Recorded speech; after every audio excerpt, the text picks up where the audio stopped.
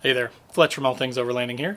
Today, I'm going to be walking you through a pretty exciting kind of DIY project that I'm working on. It's actually not too much of a DIY project because this thing is meant for installation in truck beds. But I have a little bit different idea for it. I'm going to show you how to make sort of like an around view lighting system, push button lighting system, super easy to install, super easy to wire up, that you can use, especially if you've got like a rack or a rooftop tent or some sort of something that is high up that you can attach these lights to. So again, I'm going to walk you through everything that you need for it. I'm going to walk you through my ideas for how to install it, how to wire it, all that good stuff. I'm going to show you step by step exactly how to do this. So if you want to learn more about how to have surround campsite lighting for 25 to 35 bucks, and it's all turnkey, like easy installation stuff that you don't have to like figure out on your own, this is the video for you, so stay tuned.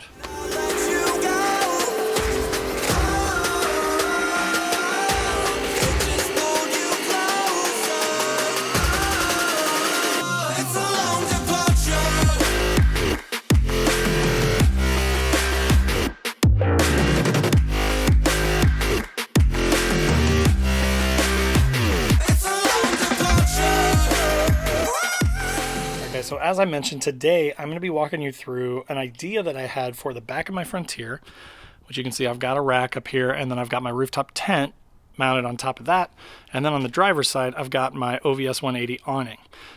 So you know, at night at camp, I'm new to the truck game. I've had an SUV before. I used to have some lights inside my SUV that when I would open up the hatch in the rear, it would light up the whole back area where I kind of cooked, and I had my drawer system, which was great. But then I didn't really have any lights for like under my awning. I just had to use like hanging lights or some sort of rechargeable like battery powered lantern type lights. I never had anything that was dedicated and built in, but with this truck I'm super excited about the layout of it, because what I'm going to do is I'm going to use these truck bed lights, which as you can see from that picture there are intended to go, you know, along the inside of the bed here and light the inside of your bed. Well, I have a decked system in here, so I don't really need light down low. That won't do anything for me. So what I'm going to do is I'm going to take this kit, which again I paid about 25, 26 bucks for.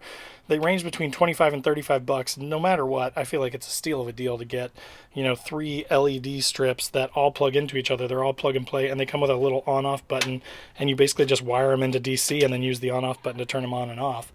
It's a great deal, right? But so I'm going to use it to basically run along the top here, and then along the back here, and then down that side, so that when I flip these things on, I'm going to put my button maybe somewhere over in here or up here. When I turn these on, I'll have light under my awning, I'll have light back here where I'm cooking, and I'll have light on that side where I climb up into, you know, the tent, the rooftop tent. So I'll have lighting all the way around the truck. The only thing is it's going to be on a switch, right? So if it's on a switch, I may end up putting the switch, you know, somewhere up here on the tent, because then that way I could reach it from inside the tent. Again, here's what comes with it. So you basically get 3 LED strips. It is kind of interesting, so I had to take a second to figure it out. There, you will notice here on the main control module with the button, there are 2 male outs, okay? One of these has a female, the other one has just a female, and then this middle one has a female and a male. So basically what you're going to do is, wherever you want to put your button is going to be the center, right? And then you're going to take one of the female only ones and you're going to run that off the side. So for example, I'm thinking of having my button somewhere in here. So I'm going to run one of the female sides down that way. Then I'm going to run the one that has both female and male across the back here, and then connect my female only to the male piece going back that way. So just be aware of that the one that is both male and female, and you got to put that sort of in the middle. So when you're looking at the back of the truck here, this one has to be the male to female if your button's going to be over here on this side, and then a female down that side and a female down that side. So you can put it wherever you want, right? You just have to be cognizant before you get these things all stuck up. They do have 3M that you can use to stick them, and they also come with self-tapping screws and these little attachment points that you could like screw into your bed. I'm not going to obviously screw into my rooftop tent, but what I may end up doing is I may end up running it on my Unistrut, because I don't care if I get some little screw holes in that. That's not going to hurt anything. So we'll see. I've got to figure out where I can get it. I may also just run it along here with the sticky stuff and then put zip ties wherever there are mounts. So wherever there's the brackets here, I may just put a zip tie around it just to further hold it in place. So of course I will put links in the description to this kit, so it's super easy to find. I also bought 25 feet of 16 gauge positive and negative cabling. This comes with 18, so you know, I figured a little bit bigger was probably better, but I'll put links to that in the description as well. I've got a few big zip ties that I'm going to use sort of under the truck to secure the positive that I'm going to run from the battery. And then I'm going to find a spot back here, probably one of these bolts or something, to ground out for the negative, and then run it up here and then put my button in, right up here. In addition to that, you're going to need some sort of wire snips. And then I'm going to use heat shrink as much as possible. So I'm going to use a heat gun and some heat shrink stuff just to make it as watertight as possible. The cool thing is about these attachments on this thing, they actually screw in. So when you attach this to the female end, they actually screw in so that they're watertight, which is really nice. So one thing that I am going to do, just as a little bit of OCD-ness, is I'm going to go ahead and sort of like pre-lay everything out, sort of put the LEDs up and just sort of stretch them and see how everything fits before I start sticking stuff. Since once you start to stick it, it's kind of going to be stuck, and it's going to be, if you tear it off, it's the 3M is going to be done. So I'm going to go ahead and just lay it all out, kind of make sure that I've got, my plug where I want it, my button and all that stuff, and then just make sure everything goes to where I need it to go.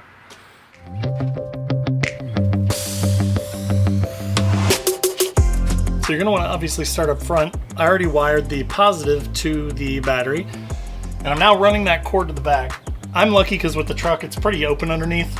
I don't have a spare down here or anything. So I'm just kind of running it up over the armor or the sliders, different pieces of the frame underneath it here, just to kind of keep it up where it's not going to get damaged.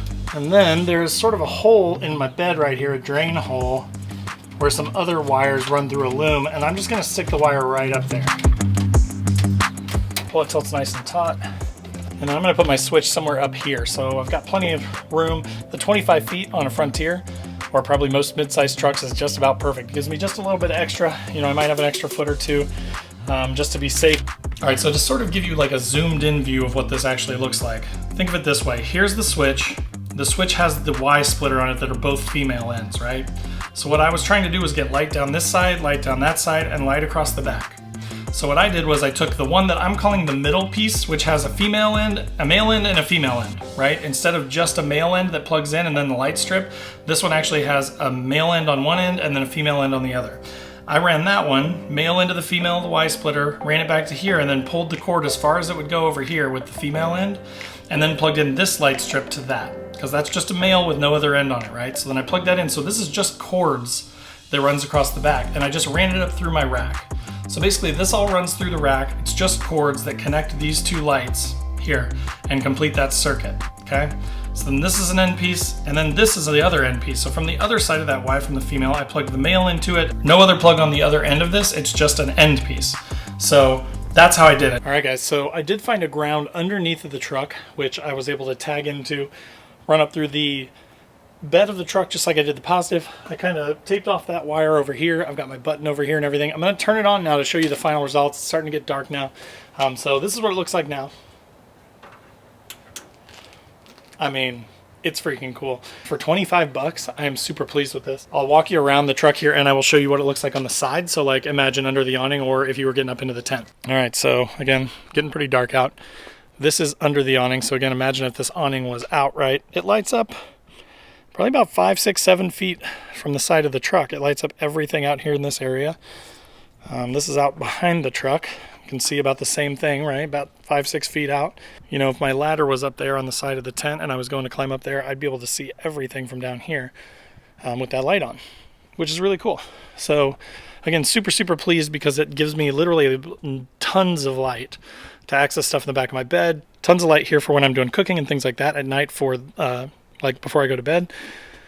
And again, I'm going to clean up all these wires and kind of stick these things up. There is a fuse, which is right here. So that's nice because that's easily accessible. I did go ahead and run these down through the rack underneath of the tent instead of around the edge here, just because I wanted to try and keep it from wicking water straight down. I'm going to pull this up a little bit here and sort of zip tie it off. Same with all these wires here. And then for right now, I just have the button sort of sitting here. It's behind these wires, so it doesn't go anywhere. But I'm probably going to zip tie it or mount it or something up here or somewhere like that. But you could put it wherever you want. But it's simple, and you just push it on, off, runs right off your battery. I have an AGM battery, so it ought to run these things for quite a while. But again, super, super pleased with it. For 25 bucks, even 35 bucks, I think this is a steal of a deal. And it probably honestly took me, with stopping for dinner and stuff, maybe an hour, hour and a half. And that's with running, clean new power wires and finding a new ground, which I had a little bit of trouble finding a clean ground to get into. But yeah, I've got to clean up these wires up here a little bit, just some zip tying stuff out of the way, and I'll be done. But again, the 3M is actually super strong. I did hit it all with a heat gun just to kind of make it stick as much as I possibly could. But so we'll see long term, we'll see how it holds up. But for right now, I am super, super stoked about this and loving the amount of light that it puts out. So I hope that was helpful for you. If it was, click that like button. If you're not already, make sure to click the subscribe button to see all future videos when new videos come out. I do DIY stuff and modification stuff like this all the time, maybe about once a week. I do a lot of gear reviews, a lot of just general overlanding stuff. I've also got a podcast. Down in the description, you'll see links to Facebook, Instagram, my podcast. We have a Patreon page. We've got a Discord where we all chat on there about overlanding stuff. And then there's also a Newbie Overlanders group on Facebook that is free to join, so come check it out. Again, thanks for watching, and we'll see you next time.